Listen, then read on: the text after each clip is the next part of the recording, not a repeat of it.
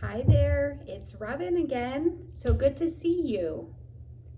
How can we use our creative practices to feel strong, happy, satisfied, just feel good in the world?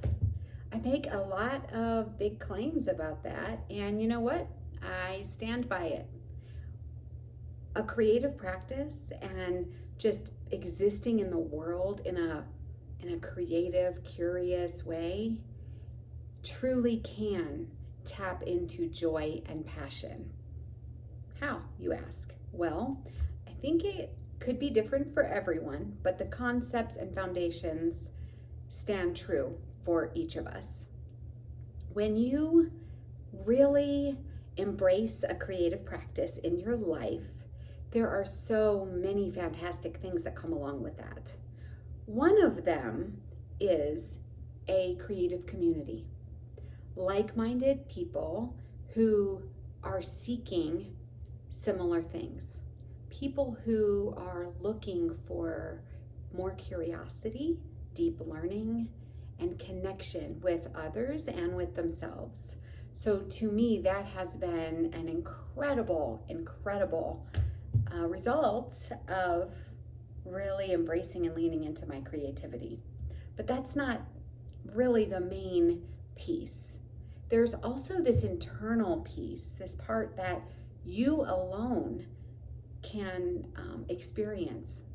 And it has to do with becoming more grounded in yourself, knowing who you are, what you want, what you don't want. It's really important. And just realizing that you have so many resources within yourself to regulate your emotions, to make better decisions, to plan your life, and in some cases, just kind of wing it on certain things, knowing that you are capable of navigating all of that. There is a language, there's a spoken language, right? The one I'm using right now. We're all aware of spoken languages, but there's another language. There's another narrative happening within yourself, within all of us. And some of it can be articulated in words, but I think there's a huge piece of our internal lives and landscapes that don't immediately translate into our native language. They are really hard to express that way, but creativity, whatever, medium you choose, can be a channel to take that forward. And as you're creating, you are also really learning and establishing an internal language of your own, a way for yourself to take the things that are inside of your head and inside of your heart and sort of acknowledge them, become aware of them, and then translate them into either some spoken, easily understood and articulated language, or in some cases, they don't need to be articulated that way explicitly, but you can begin to learn how that language looks and sounds for you personally in whatever your chosen medium is. So for me, I use art journaling often, collage, painting, and just mixed media work as my primary creative practice. And so, when I first started, it was really hard and even a little awkward. That's what would happen if you were learning another new language. I'm actually working on brushing up my Spanish right now, and sometimes I think, I don't know if I'm cut out for this. I'm not that great at it.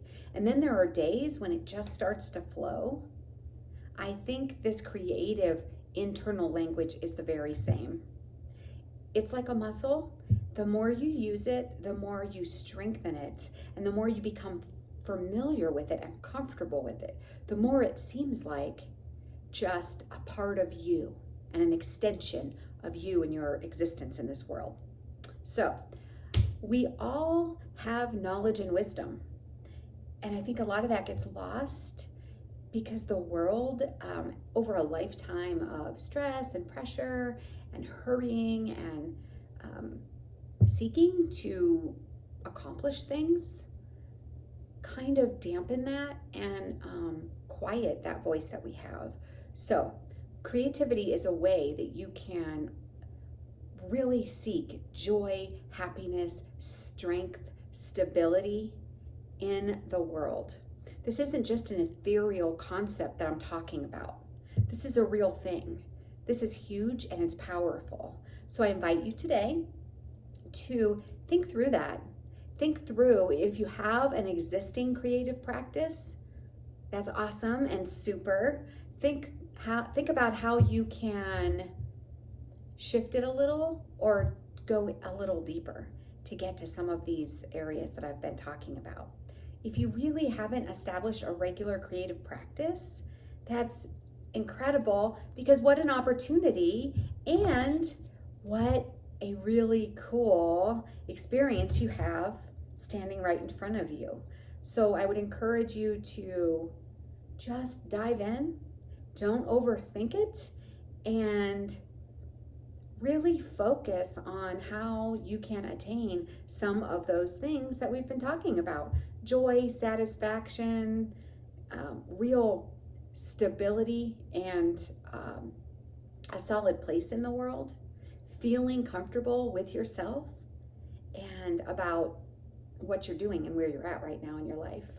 So thank you so much for stopping by again.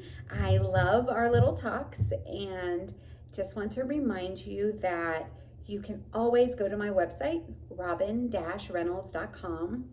My email is there. I would love to hear from you. And I also have free resources that you can download to help begin or just really refresh your creative journey. I've got some things there that you might like, some inspiration, and I would just love for you to visit. Thank you so much, and bye-bye.